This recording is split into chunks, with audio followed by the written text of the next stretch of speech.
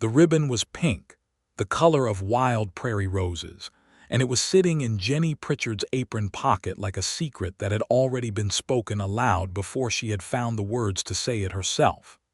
She stood in the middle of Seth Ramsey's kitchen, her hands trembling around the small scrap of silk, and she could not breathe. The afternoon sun slanted through the window over the dry sink and caught the dust motes floating in the air, and somewhere outside a meadowlark called once and fell silent, and Jennie felt the whole world narrow to the size of that ribbon, that small pink ribbon that did not belong to her. It belonged to Clara. 7-year-old Clara Ramsey, who had watched Jennie with enormous brown eyes over the breakfast table every morning for the past 3 weeks, who had pressed her little fingers into Jennie's flour-dusted hands and asked her in a whisper if she was going to stay, who had this very morning tucked something into Jennie's apron pocket when she thought no one was watching, and then looked up with a wink so deliberate, so conspiratorial, so achingly hopeful, that Jennie had nearly dropped the cast-iron skillet she was holding, a spare hair ribbon, left in her pocket like a promise. And now Seth Ramsey was standing in the doorway of his own kitchen, his hat in his hands, his jaw set in the hard line she had learned meant he was fighting to keep something inside himself, and he had clearly seen the ribbon, and he had clearly seen her face, and neither of them was speaking. Outside, the wind moved through the dry grass of the Ramsey ranch, and the cottonwoods along the creek bent and whispered, and somewhere in the far distance a horse was calling in the afternoon heat. "That is Clara's," Seth said. His voice was rough, like gravel under boot heels. "I know." Jennie looked down at the ribbon. "She put it in my pocket this morning. I did not notice until just now." A silence fell between them that was so heavy it had weight, and Jennie felt it pressing against her chest and her throat, and she was afraid that if she looked up at him, she would say something she had absolutely no right to say. She had been hired to cook and keep house and look after Clara while Seth worked the land. She was his housekeeper, nothing more than that. She had come to Redemption Creek, Kansas in the spring of 1882 with 2 dresses and a battered carpetbag, and a dark past she had no intention of sharing with anyone, and she had absolutely no business standing in this man's kitchen feeling as though a child's hair ribbon had just cracked her heart clean open. But it had. It had, and there was nothing she could do about that now. It had been 6 weeks since she had arrived at the Ramsey ranch, and in those 6 weeks everything she had believed about herself, about what she deserved and what was possible for a woman like her, had been quietly and completely dismantled by a widower with calloused hands and a 7-year-old girl who winked like they shared a secret between them. She needed to think about how she had gotten here, to this moment, to this kitchen, to this ribbon, because the full weight of what was happening between her and Seth Ramsey was not something that had appeared out of nowhere. It had been building from the very first morning, from the very first word between them, and if she was going to understand what she felt, she needed to go back to the beginning. The advertisement had appeared in the Wichita Beacon in early March of 1882, and Jennie Pritchard had read it with her cup of weak coffee in the boarding house on Maple Street, where she had been living for 4 months, ever since she had fled Abilene and the wreckage of everything she had thought was her life. The advertisement said, "Rancher in Redemption Creek, Kansas, seeks a capable woman of good character to serve as housekeeper and to assist in the care of one young daughter, age 7. Wages of $8 per month plus room and board. Inquire through Mr. Harlan Boggs, Redemption Creek General Store." She had read it 4 times. Then she had folded the newspaper into a precise square and she had written a letter. What the advertisement had not said, what no advertisement could say, was that the rancher in question was Seth Ramsey, 32 years old, with dark hair that needed cutting and eyes the color of the sky just before a thunderstorm, which was a particular shade of blue-gray that Jennie had never in her life seen on a person before. What it had not said was that he would meet her at the Redemption Creek Stage Depot on a Tuesday afternoon in late March, and shake her hand with the kind of careful formality that told her, He was deeply uncomfortable with the whole arrangement, and was doing it anyway because his daughter needed someone, and he was out of options. What it had not said was that the daughter, Clara, would be standing beside him in a blue calico dress with her dark hair in two uneven braids that her father had clearly done himself, and that she would look up at Jennie with an expression of such naked, desperate hope that Jennie had felt something shift in her chest like tectonic plates grinding against one another. The stage had come to a stop in a cloud of red dust, and the passengers had climbed down one by one, and Jennie had stepped down last with her carpetbag clutched in both hands and her second-best dress, the blue one with the white collar, already dusty from the journey, and she had looked at the two of them standing there in the afternoon sun, and she had thought, I am in terrible trouble, not the kind of trouble she had been in before. Not the kind that involved a man named Carl Delaney, and a ring she had returned, and a reputation she had left behind in Abilene like a shed snakeskin. That trouble had been the kind that made a person small and frightened and certain that they deserved nothing. This trouble was different. This trouble was the kind that made a person feel dangerous amounts of hope. She had stepped forward and said, I am Jennie Pritchard. I believe you are Mr. Ramsey. And he had said, I am. Thank you for coming, Miss Pritchard. And his voice had done that thing, that gravelin, quiet thing, and she had made herself look at Clara instead of at him, because it was safer. Clara had said, your hair is pretty, and Jennie had said, thank you. Your braids are very nice. And Clara had looked at them with obvious skepticism, and then back at Jennie as though to say, we both know that is not true, but I appreciate the kindness. And Jennie had wanted to laugh out loud for the first time in 4 months. The drive from town to the ranch was about 6 miles west along a dirt road that wound through rolling grassland just beginning to show the pale green of early spring. Seth had a good bay horse hitched to a plain buckboard wagon, and the three of them sat on the bench seat together with Clara between them, which Clara had arranged herself by simply climbing up and sitting in the middle before anyone else had a chance to think about it. Seth had pointed out landmarks as they drove, the creek, the ridge to the north, the neighbor's fence line, and he spoke in the clipped, informational way of a man who was not accustomed to having someone to talk to and was making a genuine effort. Jennie had answered his questions about her experience with cooking and housekeeping and childcare with equal precision, and the whole conversation had the slightly stiff quality of two people who were aware they were being interviewed by each other. Clara had sat between them and said nothing at all, but she had leaned very slightly against Jennie's side for most of the drive, and Jennie had not moved away. The ranch house was a solid, unpretentious structure of rough-hewn timber and hand-laid stone, set on a gentle rise above the creek. It had a wide front porch and a kitchen garden just beginning to wake up on the south side, and a barn that was in better repair than the house, which told Jennie something important about Seth Ramsey's priorities. Behind the house there were 2 smaller outbuildings and a corral where 3 horses moved in the late afternoon light. It was not beautiful in any decorative sense, but it was solid and real, and it sat on the land as though it had grown there, and Jennie had felt something settle in her that she did not yet have a name for.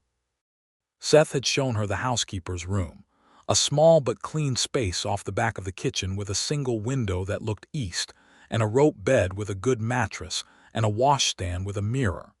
He had told her what her duties would be, cooking and cleaning and doing the laundry, and looking after Clara on the days he needed to be out on the range from sunup, which was most days.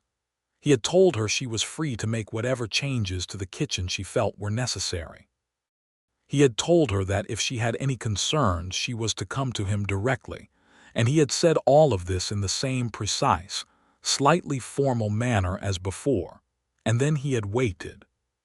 She had said, "That all seems very reasonable, Mr. Ramsey. I think we will get on fine." He had nodded once briskly, and then he had gone back outside to see to the horses, and Clara had appeared in the doorway of the housekeeper's room and said, "Do you like pie? Papa cannot make pie. He tried once and it was terrible." Jennie had said, "I make an excellent pie." Clara had said, "Good. with immense satisfaction, as though a major problem had just been solved and had disappeared again. That first week had been one of careful navigation. Jennie had taken stock of the kitchen and the pantry, had made a list of what was needed and given it to Seth, who had driven to town on Saturday and come back with everything on it without question or comment. She had reorganized the kitchen to a logical order, had discovered that Seth's late wife, whose name had been Margaret and who had died of fever 3 years ago, had kept a recipe book in the drawer of the kitchen table, and she had treated that book with careful reverence, cooking from it when she could so that certain familiar smells might still move through the house. She had learned that Clara was bright and curious and desperate for female attention without being demanding about it, and that the girl had a habit of sidling up to Jennie's elbow while she was cooking and asking questions about everything, and that answering those questions was one of the most pleasant things Jennie had done in recent memory. She had learned that Seth Ramsey was up before dawn every morning without exception, that he took his coffee black and drank it standing at the kitchen window looking out at the lightning sky, that he said very little at breakfast but always said thank you when he finished, and that he had a habit of pausing on the porch in the evening after supper to smoke a single pipe before bed, which she knew because she could smell the tobacco smoke through her window, and she had developed the entirely unreasonable habit of lying in her bed listening to the sounds of it, the creak of the porch boards as he shifted his weight, the scrape of the match, the quiet of the night around him. She had also learned at the end of that first week that Seth Ramsey had a dark past of his own, though dark was perhaps not quite the right word for it. Complicated was more accurate. Painful was more accurate. She had learned it from old Harlan Boggs at the general store when she had walked into town on Friday afternoon for a few things Seth had forgotten. Harlan was one of those men who dispensed information the way some people dispense conversation, freely and without being asked, and he had told Jennie, while measuring out her salt, that it was good that Seth had finally gotten some help out at that ranch, that the man had been running himself ragged since Margaret died, and that there had been some trouble 2 years back with a cattle deal that had gone wrong, and a man named Pritchard who had spread some ugly rumors about Seth's honesty, and that though everyone in Redemption Creek knew the rumors were lies, they had cost Seth some business, and he had been carrying it quietly ever since. "He is not the kind of man to speak ill of anyone," Harlan had said, wrapping her purchases in brown paper, "even when they deserve it. That Pritchard fellow moved on eventually, but the damage was done. Seth has been keeping to himself ever since. Clara barely sees another child from 1 week to the next. It is not right, a child growing up that isolated." Jennie had taken her packages and thought about Seth Ramsey's silences in a different light after that. She had also carried her own secrets like stones in her pockets. Carl Delaney had been a traveling merchant in Abilene, smooth-mannered and persuasive, and Jennie had been 24 and alone, her parents dead within a year of each other and her older brother gone to California, and she had believed every word he said. They had been engaged for 8 months. She had kept his house and cooked his meals and done everything a wife was expected to do short of the legal vows, because he had told her the wedding was coming, just as soon as his current contract was finished, just as soon as the season was over, just as soon as the money was right. She had discovered on a Wednesday in November that Carl Delaney had a wife in St. Louis, a legal wife. 3 children, a whole other life. She had walked out of his house with her carpetbag and her dignity, and she had not looked back, but the damage to her reputation in Abilene had been severe. People had talked. People always talked, and she had listened to them talk until she could not stand it anymore, and then she had packed everything she owned into a carpetbag and she had gone. She had not told anyone in Redemption Creek any of this. She was simply Jennie Pritchard, housekeeper, woman of good character, capable and efficient and appropriate. That was who she was now. That was who she intended to remain. But then the second week had happened, and the third, and somewhere in the accumulation of ordinary mornings and ordinary evenings, And one extraordinary Tuesday, when Clara had gotten a splinter in her foot and Seth had come in from the corral and sat on the kitchen floor to help Jennie extract it, his large, careful hands working alongside hers. Clara between them on the chair with tears on her cheeks and both of them talking to her in low, soothing voices, and occasionally their hands brushing in the process. Jennie had understood that the wall she had built between herself and the possibility of feeling anything was no longer entirely intact. It had developed cracks, small ones at first. The morning Seth had ridden in from the north pasture in a driving spring rain and come into the kitchen soaked through, and Jennie had without thinking handed him a towel from the rack by the stove, and he had taken it and stood there drying his face, and looked at her over the towel with an expression she could not decode, but that made the cracks a little larger. The evening Clara had insisted on showing Jennie the family of barn kittens she had discovered, and they had all three of them crouched in the hay of the barn in the golden late afternoon light, while the kittens climbed on Clara's lap, and Seth had leaned against the stall door with his arms folded watching the two of them, and wearing an expression that was so unguarded and so full of something soft and dangerous that Jennie had had to look away quickly. The Sunday afternoon 3 weeks in when Seth had asked her, quietly and formally, if she would like to accompany him and Clara to church in town, and she had said yes, and had worn her blue dress again, the best one, and they had sat in the pew together with Clara between them as they always seemed to end up. And the preacher had talked about grace and redemption, and Jennie had stared at the hymnal and thought about hidden motives and forced choices, and the terrible vulnerability of wanting something you had decided you would never allow yourself to want again. The forbidden feeling was by then entirely unavoidable. She knew it was forbidden because she was his employee, because she had a dark past that would horrify him if he knew, because he was still in some essential way married to the memory of Margaret, whose recipe book Jennie handled with such care, whose daughter Jennie was growing to love with a fierceness that surprised her, because loving Clara felt safe in a way. Clara was openly, enthusiastically lovable. Clara had no reservations about the matter at all.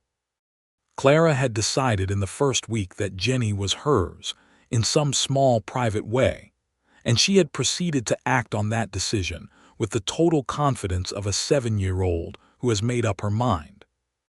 It was Clara who had started leaving little things for Jennie, a smooth stone from the creek, a sprig of early wildflowers, a drawing she had made in school of the three of them standing in front of the ranch house.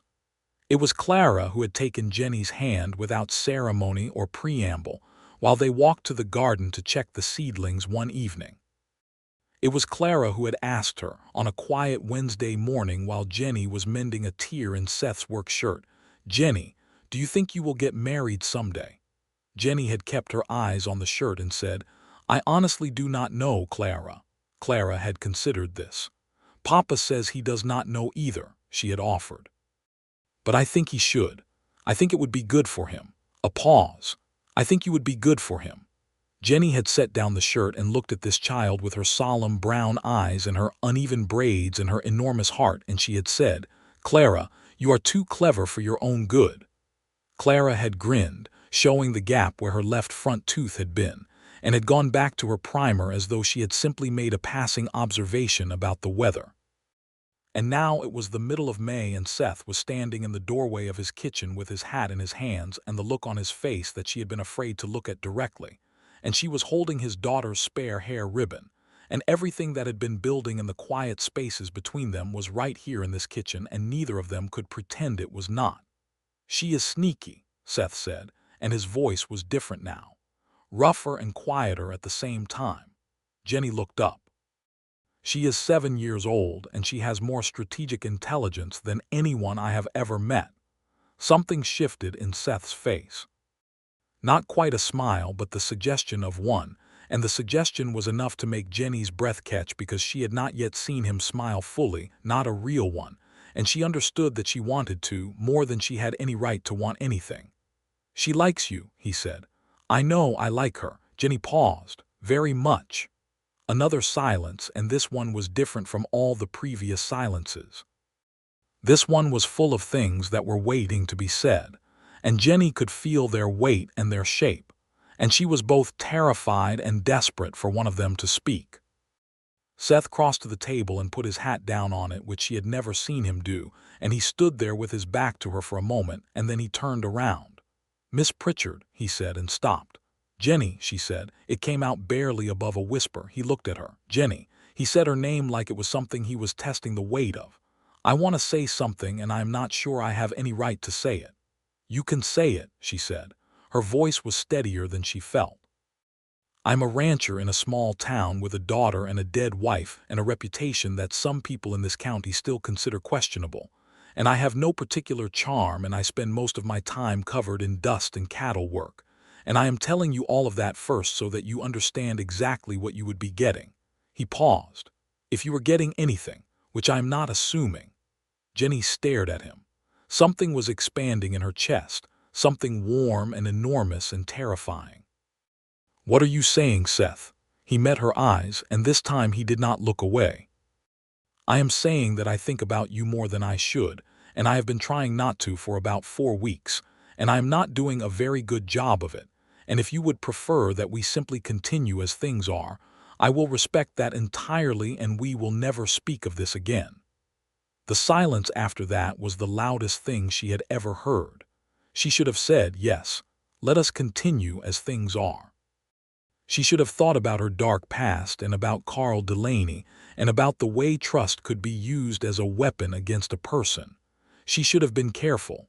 She said, "I have been trying not to think about you for approximately 5.5 weeks. I have also been unsuccessful." Seth Ramsey looked at her for a long, still moment, and then he did something she had not expected. He exhaled, long and slow, like a man who has been holding his breath for a very long time. And then he smiled, a real one, the first full smile she had ever seen on him, and it changed his face completely, broke it open from the careful restraint it usually wore, and Jennie felt her knees go slightly unreliable. "Well," he said, "then I suppose we are both in trouble." "I suppose we are," she said. They stood there across his kitchen from each other in the late afternoon light, and Jennie was still holding Clara's ribbon, and outside the meadowlark sang again, and it was the beginning of something she did not yet have a name for, but she was no longer afraid to look at it. What happened next was not sudden or dramatic.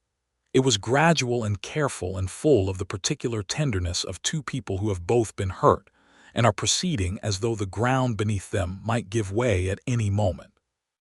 The following Sunday, Seth drove her and Clara to church again, and when they returned, he stayed by the buckboard after helping Clara down and helped Jennie down as well, and he held her hand a fraction of a second longer than was strictly necessary.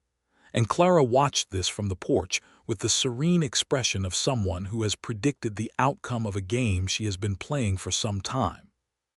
Monday evening, after supper, when Jennie came out to the porch to collect the lantern she had left there, Seth was in his usual chair with his pipe, and he said, "Stay a minute," and she sat in the other chair, and they talked until the stars were fully out about nothing particular, about the cattle and the spring grass, and whether the kitchen garden was going to do well this year, and what books Clara was reading. And it was the most ordinary conversation possible, and also the least ordinary evening Jennie had ever spent. He walked her to her room door when they went inside, which he had never done, and he said good night, and she said good night, and they stood in the narrow hallway looking at each other, until Clara's voice came from her room asking if someone could come close her window because there was a moth in it, and they both laughed quietly, and the spell broke into something even more real. On Wednesday, Jennie was in the garden when she heard Seth's voice behind her and turned to find him standing there with a look on his face that she was beginning to learn meant he was about to say something he had been thinking about for a while. He said, "I want to tell you something about Margaret. Not because I think it is required, but because I would rather you know than not know." She straightened and faced him fully and said, "You do not have to." "I know," he said. "I want to." He leaned against the garden fence and looked out at the creek. She was a good woman, A good wife and a good mother, and she was kind and patient and better than I deserved. And I loved her genuinely, the way that takes years to build. When she died it was like losing the ground under my feet. I did not know which way to stand for a long time. He paused. Jennie waited. What I want you to know, he said, is that I am not trying to replace her. I am not looking for someone to fill a space she left. That is not what this is. I'm trying to tell you that what I feel when I look at you is different. It is new. It is its own thing, and I think that matters. Jennie had to press her lips together for a moment to keep herself composed. It matters, she said. It matters very much. He nodded. Then he looked at her directly. You are carrying something too, he said. I have known it since you arrived. You do not have to tell me what it is. But I want you to know that it does not make me think less of you, whatever it is. She thought about secrets and about the trap of her own silence, about the way a hidden motive that is actually just a hidden wound can become a wall between two people who might otherwise have something real. She said, there was a man in Abilene. I thought he was going to marry me. He had a wife already. In St. Louis. Seth was very still. I was not what people sometimes thought I was, she said, and the effort of saying it clearly without flinching was enormous. But I was foolish, and I trusted where I should not have, and I paid for it with my reputation in a town where I had lived my whole life. That is why I left.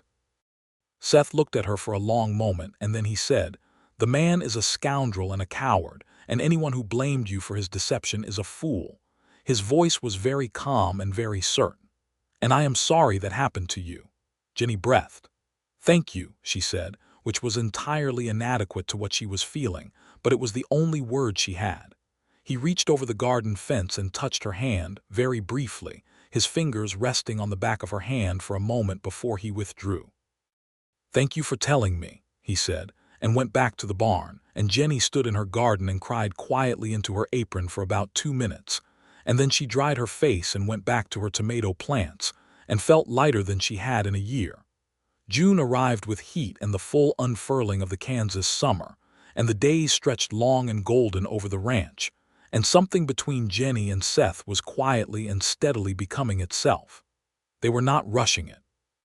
There was something important to Jennie about the pace, about the fact that Seth seemed to understand instinctively that she needed to come to trust at her own speed, and that he never pushed or pressed or created situations that made her feel cornered. He simply made himself available, present and patient, and consistently, reliably himself, and she found that the accumulation of that reliability was working on her in ways she had not expected. She found herself looking forward to the evening pipe smoke conversations on the porch. She found herself noting the small ways he showed care, the way he always brought in extra water without being asked before a big baking day, the way he noticed when the hinges on her window were sticking and fixed them on a Sunday afternoon without mentioning it, the way he saved the Wichita newspaper when he was in town and left it on the kitchen table for her because he had noticed she liked to read. She found herself noticing the specifics of him with a particular attention that was entirely new to her experience. The way his hands moved when he worked, practiced and economical. The precise blue-gray of his eyes in different lights. The way he talked to Clara, with a serious, attentive respect that took the child's thoughts and feelings at full face value. The way he handled animals, with a patient authority that they seemed to understand and trust. She found that she trusted him. Not all at once, not dramatically, but in the way that water carves stone, slowly and completely. And one morning in the middle of June she woke up and knew that it was true, and it did not frighten her. Clara, for her part, had declared internal victory and was proceeding accordingly. She had taken to referring to family outings as our outings, including Jennie in the pronoun without discussion, had started teaching Jennie the names of her school friends as though this information would obviously be relevant to Jennie's life, and had on one occasion patted Jennie's hand and said, "You look very nice today," with the confident generosity of someone bestowing approval they know will be well received. On a Thursday evening in mid-June, Seth came into the kitchen after supper while Jennie was washing the dishes, and he said, "Clara is in bed. She asked me to tell you good night." "Good night to her," Jennie said. He stood in the kitchen for a moment, and then he said, "Jennie, I would like to ask you something, a proper something." She turned from the dry sink and dried her hands on her apron and faced him. He was holding his hat again, turning it by the brim in both hands, and she recognized this now as his version of nerves. "I would like to take you to dinner in town," he said. "On Saturday. The hotel dining room, not just the saloon, the actual dining room. Clara can stay with the Andersons down the road. I have already spoken to Millie Anderson about it." Jennie looked at him. "You have already spoken to Millie Anderson about it." "I was optimistic," she laughed. It came out bright and surprised and entirely genuine, and his face did that thing again, that opening up thing that she had decided was one of her favorite sights in the world. "Yes," she said. "Yes, I would like that very much."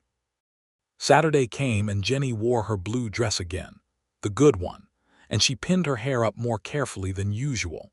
And when she came out to the main room, Seth was already there in his good shirt, the dark blue one she had seen him iron himself that morning with fierce concentration, and he looked at her with those blue-gray eyes and said, "You look beautiful," with a simplicity that made it the most effective compliment she had ever received in her life. Clara, who was ready to go to the Andersons and who had been pretending not to watch all of this, looked between them with an expression of supreme satisfaction. Before she went out the door, she slipped her small hand into Jennie's and squeezed once, firmly, and then ran for the wagon. Jennie stood in the hallway for a moment with the warm ghost of that small hand in hers, and felt something in her chest that she thought might be happiness. Not the precarious, anxious kind she had felt with Carl, which had always been undercut by a need to perform and please. Something more solid, something that came from the ground up. The hotel dining room in Redemption Creek was not elaborate. White tablecloths and oil lamps and a menu written on a chalkboard. But it was civilized and quiet, and the cook made a respectable beef stew and a remarkable apple pie, and they sat across from each other in the lamplight and talked for 2 hours. They talked about things they had not talked about before, about where they were from.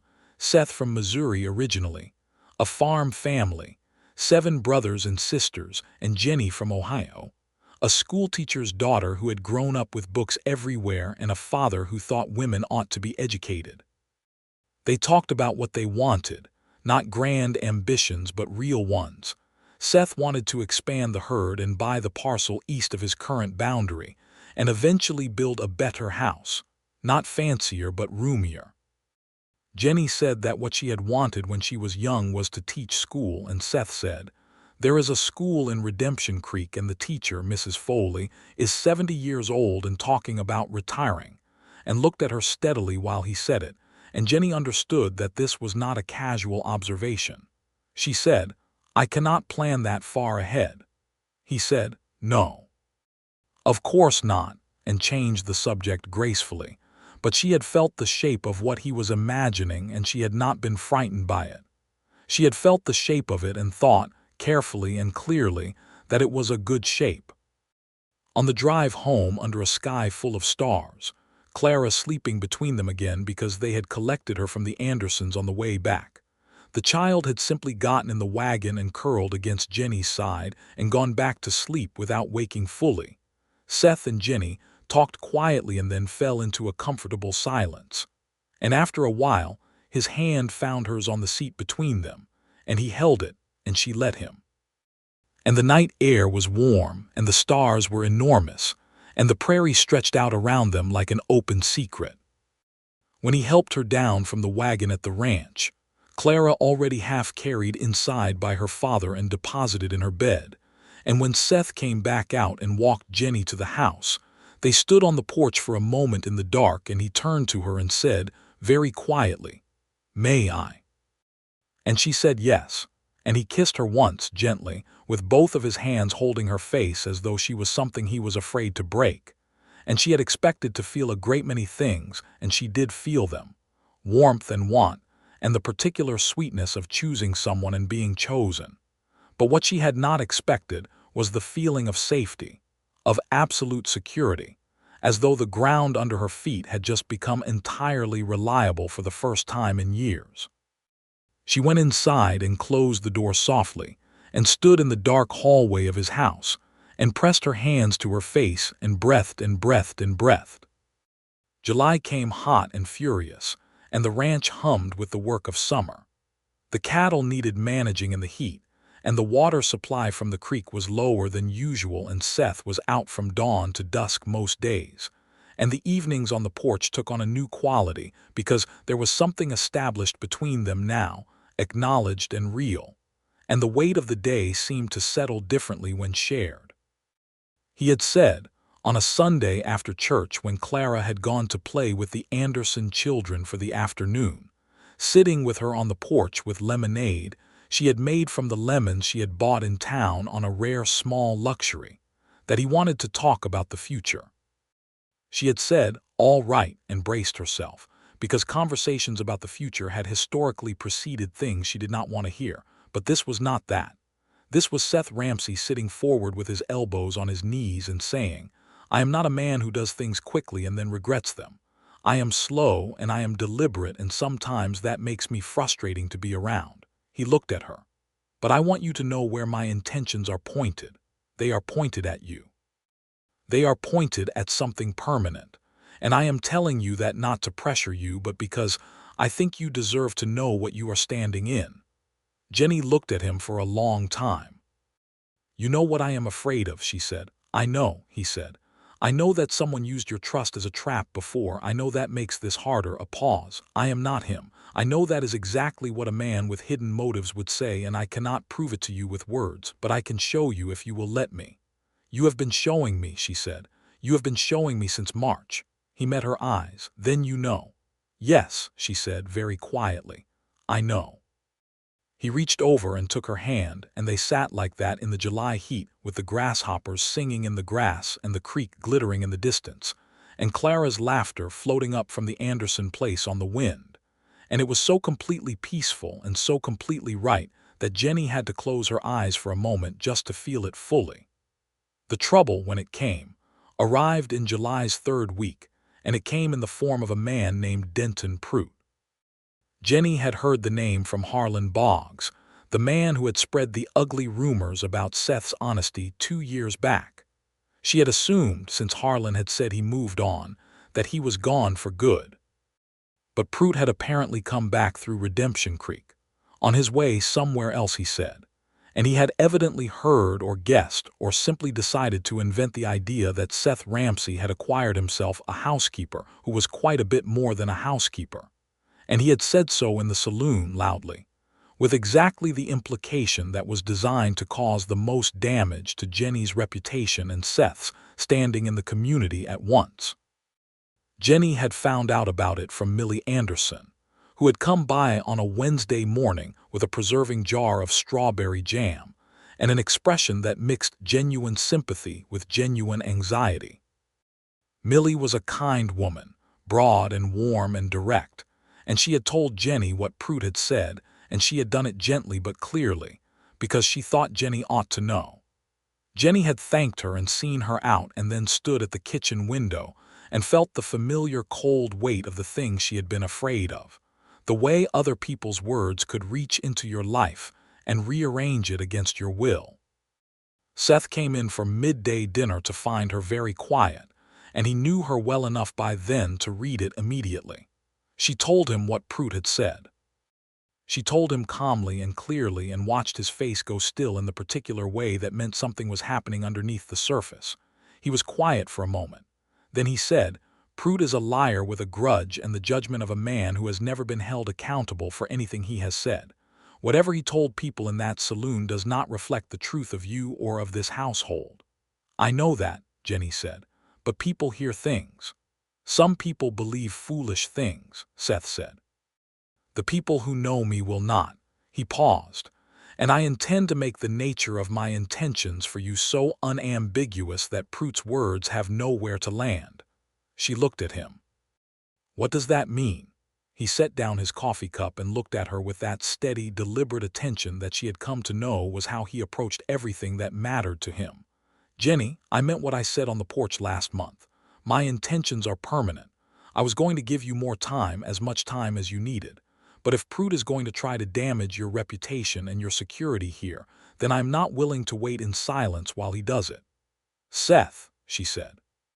"I am asking you to marry me," he said.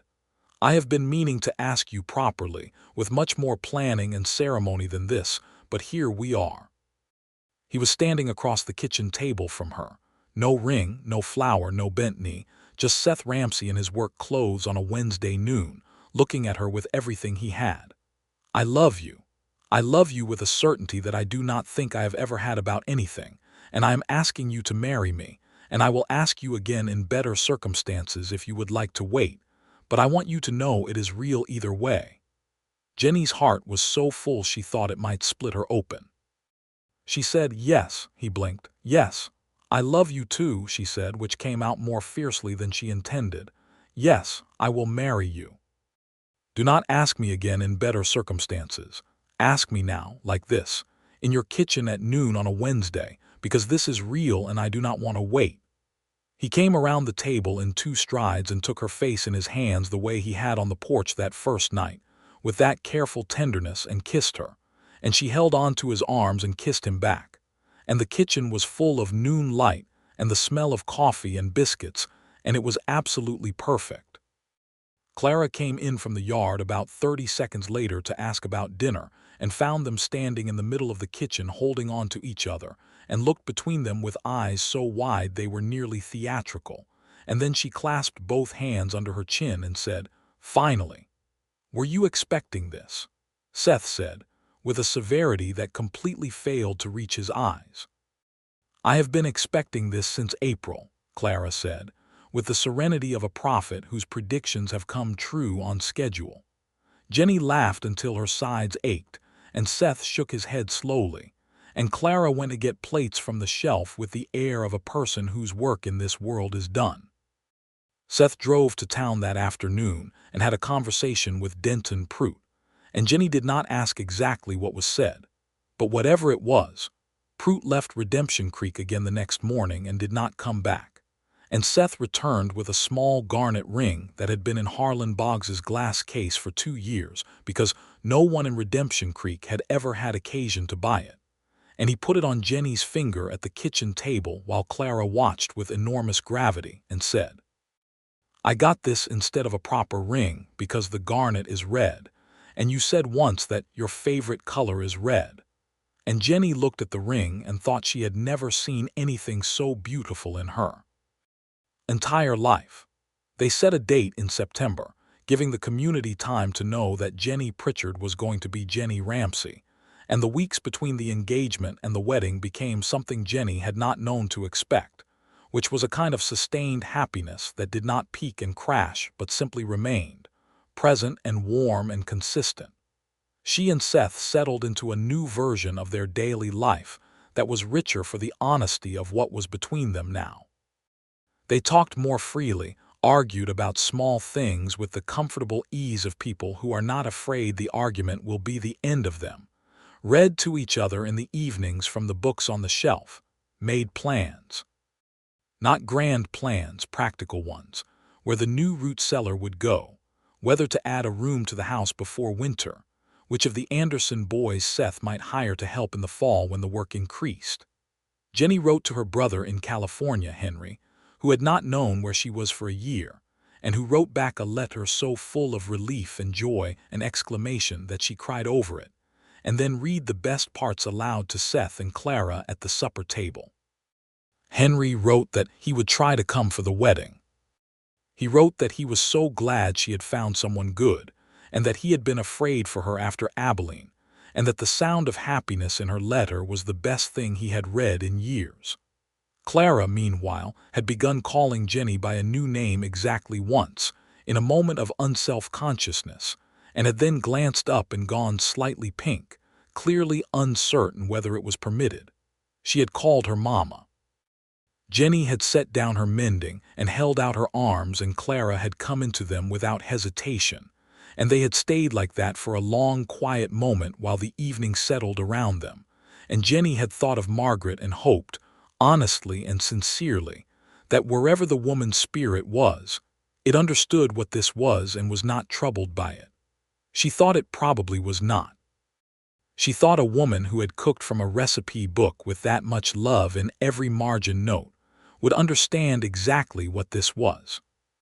Seth, coming in from the porch and finding them like that, had stood in the doorway for a moment with an expression on his face that Jennie saw and that she knew she would remember for the rest of her life. The wedding was on a Saturday in the last week of September 1882, and the whole of Redemption Creek turned out for it, more people than Jennie had expected, which told her that Seth was better regarded in this community than he perhaps knew. Harlan Boggs stood up with Seth. Millie Anderson stood up with Jennie. Henry Pritchard had made it, arriving on the Thursday stage looking thinner than Jennie remembered but beaming, and he had sat up late into the night with Seth on the porch and come in the next morning and told Jennie, in the plain way of older brothers, that Seth was a good man and he was glad. Clara wore a new dress for the occasion, white muslin with blue ribbon that Millie Anderson had made for her, and she walked up the church aisle, scattering the flower petals Jennie had asked her to scatter with an expression of tremendous dignity that broke intermittently into a smile of pure delight. Jennie wore a dress she had made herself from ivory-colored muslin that she had spent 2 months secretly buying in small portions and sewing by lamplight after Clara was in bed and Seth was outside. And when she came out of Millie Anderson's house across the street from the church where she had gotten ready, and Seth saw her, he went very still for a moment.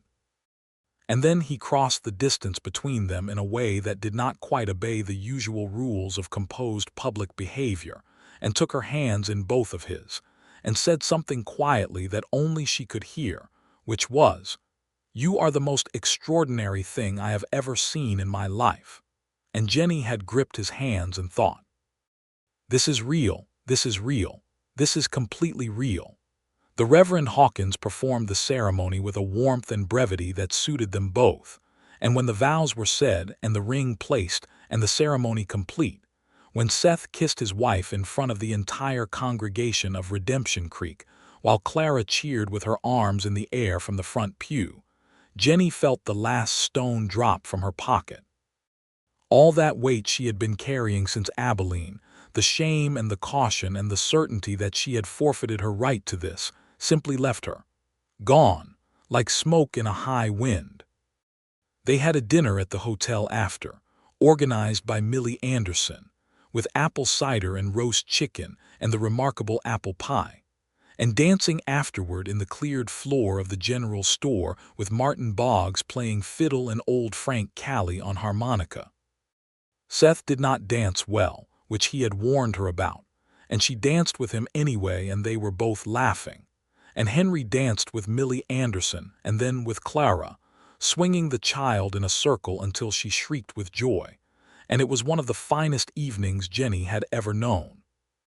In the days after the wedding, as October came in with its cool mornings and the smell of harvest in the air, and as Jennie settled into the new reality of being Jennie Ramsey in Seth Ramsey's house, which was now also her house, something that took conscious adjustment, she found that marriage to Seth was in practice very much like the life they had been building all along, but with a new quality of permanence and ease.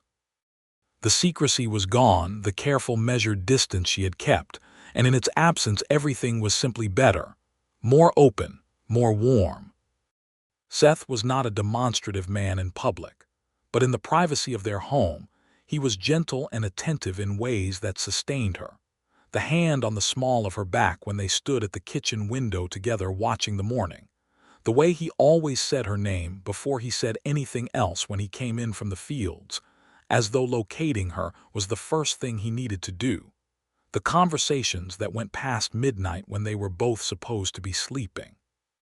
She told him things she had not told anyone, about her mother's illness and how she had nursed her for 2 years alone, about the school she had attended in Ohio, where the teacher had told her girls ought not to read too much as it made them unfit for domestic life, and how furious it had made her, and how she had read more than ever after that. About a summer in her girlhood when she had kept a fox cub that had been orphaned and raised it and let it go in the fall, and felt the particular sadness of a successful goodbye. He told her things, too. About his father, a stern man with a hard set to his jaw who had worked his sons like mules and praised them never, and how Seth had come west to get far enough from that template to find out who he was without it. About the first year on the ranch when the money had been very tight and he had not been sure he was going to make it, and Margaret had stood in this kitchen and told him they were going to be fine with such absolute certainty that he had believed her. About the grief after Margaret died, which he described with a plainness that was more moving than eloquence. Simply, I did not know a person could miss someone that much and still get up every morning, but Clara needed me to get up every morning. So I did. Jennie listened to all of this and held it carefully, and understood that she was being given something precious, which was the interior of a man who had mostly kept his own counsel, and she was not going to waste it. October turned to November, and the ranch settled into its winter rhythms, quieter, more inward-focused, and Jennie found that she loved this season on the ranch. The smell of wood smoke and the way the prairie looked under a gray sky, austere and clean, and the long evenings inside with lamplight and the stove going and Seth at the table with his accounts or his farm journals and Clara at her lessons, and Jennie at her mending or her reading, all three of them in the same room. Not necessarily talking, but simply inhabiting the same warm space together against the cold outside. Clara in November started at a new grade level in school and came home one day in a fury because the teacher, old Mrs. Foley, had told her that she had answered wrong on a geography question when Clara was quite certain she had answered correctly, and had gone and looked it up in Seth's atlas to prove it before bringing the argument home.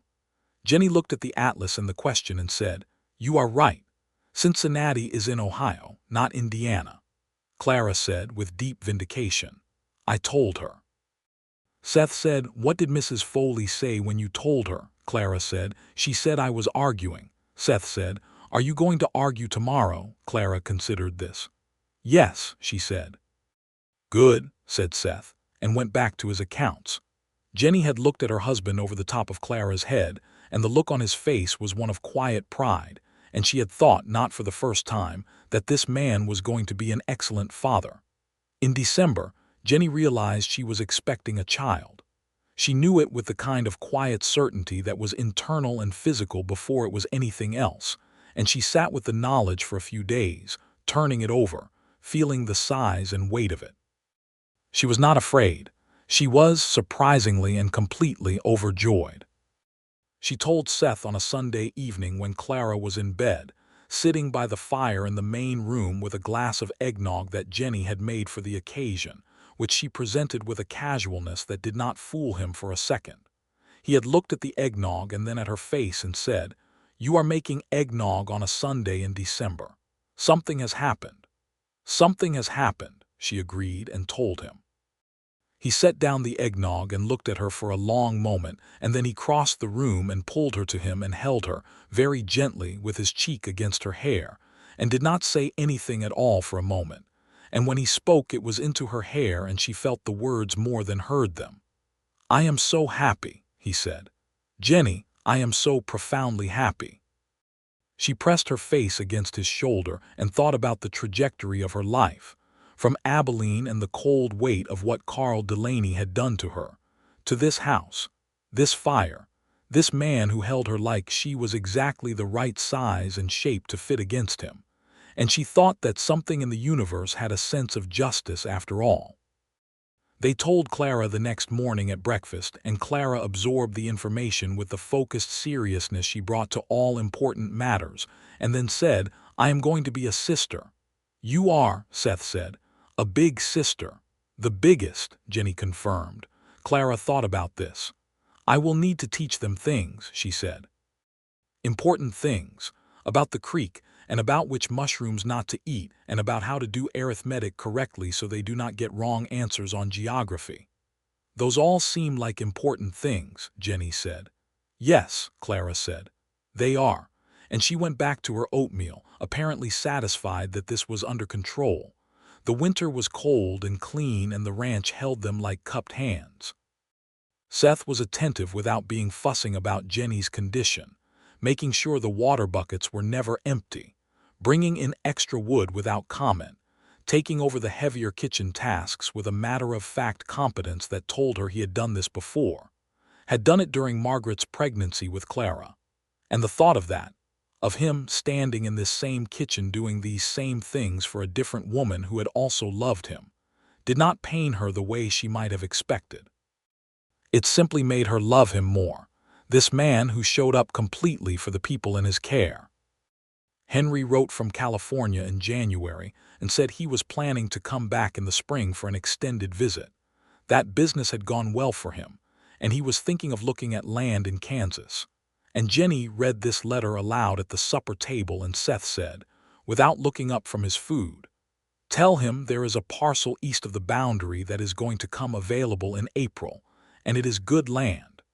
And Jennie had understood that her husband was, in his quiet way, arranging for her family to be near her, and she had had to look out the window for a moment to collect herself. Spring came again, the third spring since Jennie had stepped off the stage in Redemption Creek with her carpetbag and her secrets and her cautious heart.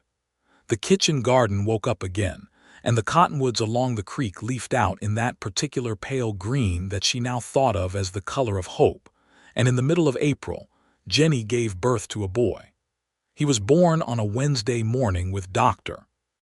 Alcott from town in attendance and Millie Anderson present as well, and he was loud and healthy, and had Seth's dark hair and Jennie's stubbornness evident in the set of his jaw from the very first hour. And when the doctor placed him in Seth's arms and Seth looked down at this child, this new specific person who had arrived to join what they had built, Jennie watched her husband's face and thought that she would like to keep that expression in a locket and wear it close to her heart for the rest of her life. Clara met her brother in the afternoon, sitting on the edge of the bed with great seriousness and looking at him in Jennie's arms with an expression that combined scientific curiosity with something older and more tender, and she reached out one finger and touched the baby's cheek very carefully. "He is smaller than I expected," she said. "He will get bigger," Seth told her. "What is his name?" Seth looked at Jennie. This had been their conversation, repeated in various forms over the winter, because they had disagreed pleasantly about names for months. "Henry James Ramsey," Jennie said, which was her brother's name and her father's name, and she had told Seth this was what she wanted, and he had agreed without argument because he was Seth Ramsey and that was the kind of man he was. Clara said, "Hello, Henry James Ramsey. I am your sister. I'm going to teach you important things." The baby, who was presumably not yet capable of receiving this information, made a small sound that Clara chose to interpret as acknowledgement and nodded with satisfaction. Jennie Pritchard arrived from California 2 weeks after his namesake was born, and he stood in the kitchen of the Ramsey Ranch with his hat in his hands and looked at his sister sitting at the table with the baby and Seth beside her and Clara reading in the corner, and he said, "Lord, Jennie, you did good," she said. "I know." He laughed and came forward to meet his nephew, and the evening that followed, the 5 of them around the supper table with the lamp burning warm and the spring night outside the windows, was one of those evenings that Jennie knew she was going to think about for the rest of her life, as one of the times she understood exactly what she had and was grateful. Old Mrs. Foley did retire that spring, and Seth drove Jennie to the meeting of the school board in June and waited outside with baby Henry, while she went in and spoke with them about taking over the schoolroom in September, once the baby was old enough for Clara to watch him during the school hours. She came out of the meeting with the position, and Seth looked at her face and knew, and stood up from the bench with the baby in one arm and offered her his other, and she took it, and they walked down the main street of Redemption Creek together in the June morning, and it felt like she had finally arrived somewhere she had been traveling toward for a long time without knowing it. She started teaching that September, and the work suited her the way water suits a swimmer, naturally and completely, And the children of Redemption Creek got a teacher who knew more than most, who kept an atlas on her desk and a library of borrowed books on the shelf, and who had the high expectations and warm patience that are the signs of someone who takes other people's minds seriously. Henry Pritchard bought the parcel east of Seth's boundary and put up a small house on it and came to dinner every Sunday, and Clara adored her uncle with a fierceness that was entirely mutual, and baby Henry thrived and grew, dark-haired and opinionated and devoted to his father, following Seth around the ranch from the time he could walk with the concentrated purpose of someone trying to learn everything at once. 2 years after young Henry was born, Jennie was expecting again, and this time it was a girl. She arrived in the spring, of course, because Jennie thought later all the best things in her life had arrived with the spring.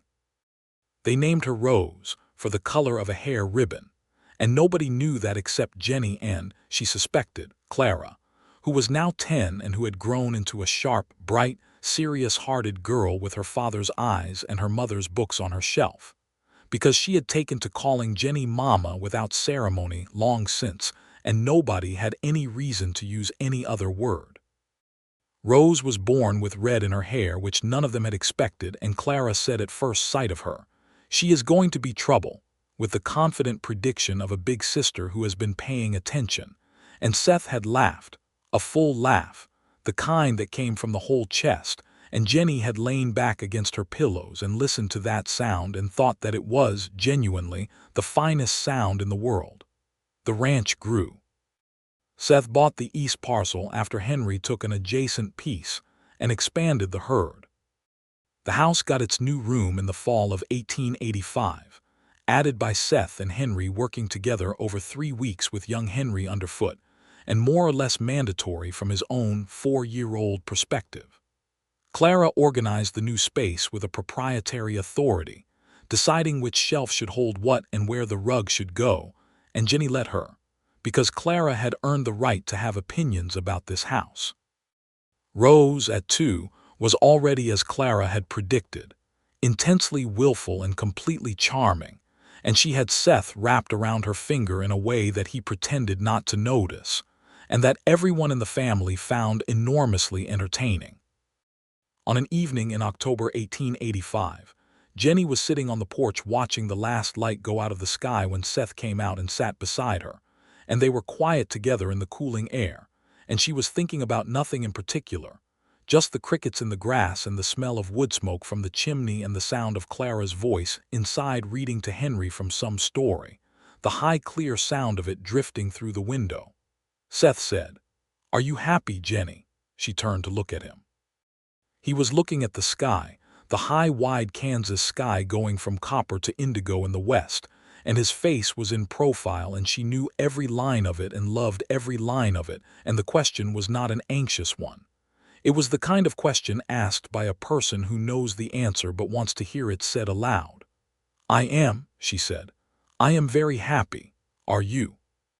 He turned to look at her, and his eyes were that blue-gray that she would never stop finding extraordinary, and he said, "I am the happiest I have ever been in my life," and meant it with the same plainness and certainty that he brought to everything he said, and it landed in her chest and stayed there. She leaned her head against his shoulder and he put his arm around her, and they sat like that while the stars came out, one by one, over the Kansas prairie, and the night air settled cool and soft around them. And inside the house, their children's voices made the bright specific sounds of a family at home. Jennie thought about the path that had brought her here. The darkness of Abilene and the long road west, and the stage depot in Redemption Creek, and Seth standing there with his hat in his hands and Clara in her uneven braids, and the careful weeks of learning each other, and the evening on the porch when he had first touched her hand under the starlight, and the kitchen with the afternoon sun and the pink hair ribbon in her pocket, the pink hair ribbon that had started something or had, more accurately, given a name to something that had already started. The ribbon that 7-year-old Clara had pressed into her apron pocket with a wink that said, "I see what is between you and my father, and I am giving it my blessing and maybe a small strategic Push.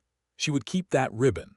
She kept it still, in the small cedar box on her side of the dresser in the bedroom that was now their bedroom, her room and Seth's. And sometimes in the mornings when she opened the box for her hair pins she would see it there, pale pink and worn to softness with handling, and she would smile to herself with the particular warmth of something that is both a memory and a foundation. "Seth," she said, on the porch in the October evening. "Yes. I want to tell you something that I have told you before but that I want to say again." He looked at her. "I love you," she said, "not the way I thought I understood love before. Not the frightened, prove it to me kind. The real kind. The kind that has grown up in a place and knows the soil and the weather and is not going anywhere." He was quiet for a moment, and then he turned and kissed her on the forehead very gently, the way you kiss something you treasure, and said into her hair, "I love you, Jennie Ramsey. That is the truest thing I know." She pressed her hand against his chest above his heart and felt it beating, steady and strong and entirely reliable, and closed her eyes.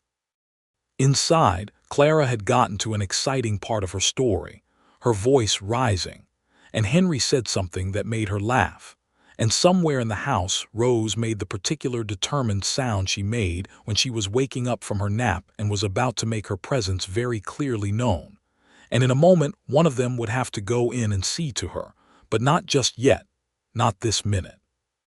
This minute was for the porch and the stars and the man beside her and the whole wild, ordinary, extraordinary life they had built together in the middle of the Kansas prairie, as real and solid and enduring as the ranch house and the land beneath it and the sky above, as permanent as anything could be, as permanent as they had made it, day by day and choice by choice, and one pink hair ribbon at a time. The stars were very bright. The night was very still. Jennie Ramsey breathed it all in and let it fill her completely, and she was home.